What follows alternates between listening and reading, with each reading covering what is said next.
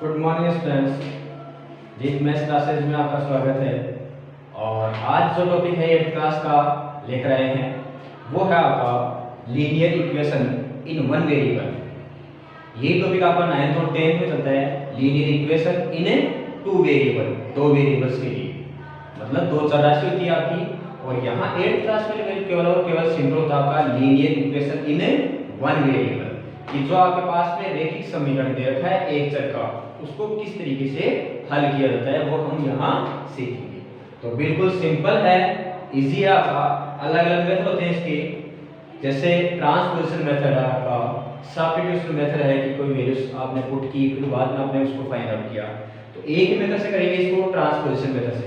Transposition का मतलब उसकी जो पोजीशन है उसको क्या करना है, आपको ट्रांसफर करना है बस, और वहां से कोई भी वेरिएबल दे रखा है उसकी वैल्यू फाइंड आउट करनी है। तो 8th क्लास में ये वेरिएबल आपका, तो सबसे पहले ये सीख लेते हैं कि वेरिएबल क्या है आपका। तो एम आपकी वेरिएबल,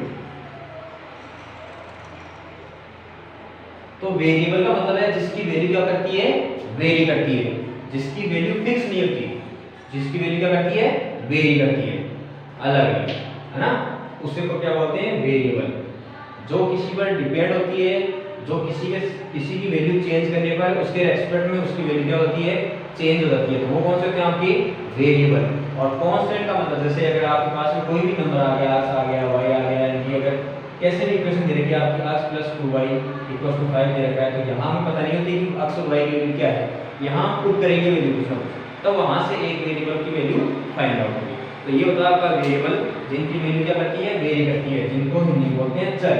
और ये होता है आपका कांस्टेंट, जिसकी वैल्यू क्या होती है, किसी दूसरे के साथ रिएक्शन में चेंज नहीं होती, जो है वो ही रहने वाली है, तो वो होता है आपका कांस्टेंट। जैसे आपकी माइनस की वैल्यू भी हो सकती है और वैल्यू प्लस की भी हो सकती है।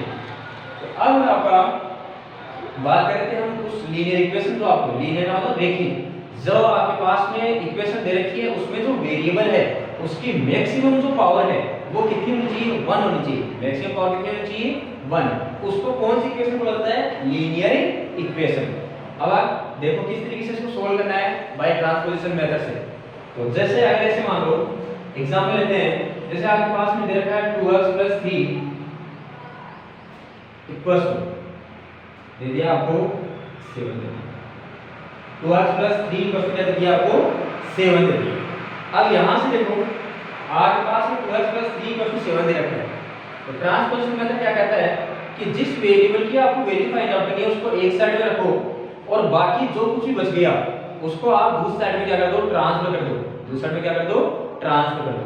और ट्रांसफर का रूल आपको याद रखना है कि अगर आपके पास में इक्वल टू, तो इसका मतलब ये साइड होगी वो तो आपकी LHS लेफ्ट हैंड साइड है, और इस साइड को क्या बोला जाएगा, RHS राइट हैंड साइड। तो इसका मतलब लेफ्ट हैंड साइड से यदि आप किसी को ट्रांसफर करोगे राइट हैंड साइड में, या राइट हैंड साइड से आप किसी को ट्रांसफर करोगे लेफ्ट हैंड साइड में, तो क्या क्या चेंजेस होगा, जो प्लस होगा वो change into minus, minus plus, multiply divide, और डिवाइड मल्टीप्लाई, इस तरीके से। प्लस आपका माइनस में जाएगा, माइनस आपका प्लस में, मल्टीप्लाई डिवाइड में, डिवाइड आपका मल्टीप्लाई में। बस आपको केवल और केवल ये रूल फॉलो करवाना है, बाकी बिल्कुल सिंपल है। तो यहां बात करते हैं इसकी, तो आपके पास में वेरिएबल कौन सा है, x, तो इसको एक साइड में रखा, उसके तुरंत बाद में क्या लेना आपको, इक्वल टू का साइन। अब किसी को पता नहीं चला कि मैंने साइड चेंज की नहीं की, तो उसके लिए वो क्या करेगा, केवल और केवल आपको इक्वल टू का साइन है उसको ध्यान में रखना है, जो इक्वल का साइन है उसको। तो आपको क्या करना है, ऊपर वाली इक्वेशन से कंपैरिजन करवाना है कि ऊपर वाली इक्वेशन में कोई जो नंबर दे रखा था वो इक्वल टू के इस साइड में था, LHS में था या RHS में था, वो देखना आपको। तो अब देखो इक्वल टू और इक्वल टू याद क्लियर है। तो अब ये 7 है, तो अभी भी मैं क्या लिख रहा हूं, इसके इसी साइड में लिख रहा हूं, पहले भी इसी साइड में था, अभी भी इसी साइड में है। इसका मतलब इसका साइन चेंज करने की जरूरत आपको नहीं है। जरूरत कब पड़ेगी, जब हम किसी को LHS से RHS में और RHS से LHS में ट्रांसफर करेंगे तब। तो ये रखा, अब मैं 3 को रख रहा हूं यहां, तो जैसे मैंने कोई साइन नहीं लिया, मैंने 3 को लिख दिया ऐसा कैसा। अब मैं कंफ्यूज हूं कि मेरा प्लस आएगा कि माइनस आएगा, तो उसके लिए आपको क्या करना है, ऊपर चेक करना है कि पहले क्या था, 3 इसके इस साइड में था, इक्वल के इस साइड का मतलब LHS साइड में था, और अभी ये किस साइड में आ गया, यहां आ गया। तो जैसे ही साइड चेंज की तो क्या कर दो, साइन भी चेंज कर दो।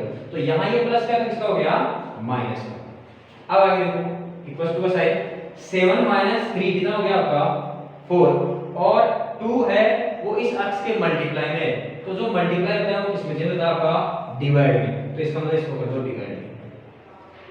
x equal to 4 divide by 2 कितना हो जाएगा आपका 2। इस तरीके से आपको वैल्यू फाइंड आउट करनी है। और एक एग्जांपल लेते हैं, जैसे आपके पास में कोई नंबर है x upon 5 plus 2 equal to 3, जैसे ये आ रहा है, तो देखो सबसे पहले x की वैल्यू फाइंड आउट की, इसको ऐसे रखा इक्वल टू साइन रखा 3 रखा, अभी भी इसी साइड में है और पहले भी इसी साइड में था, 2 था प्लस का, तो इस साइड में किसका हो गया माइनस का, तो ये हो गया आपका x upon 5 equal to 3 minus 2 कितना हो गया आपका 1।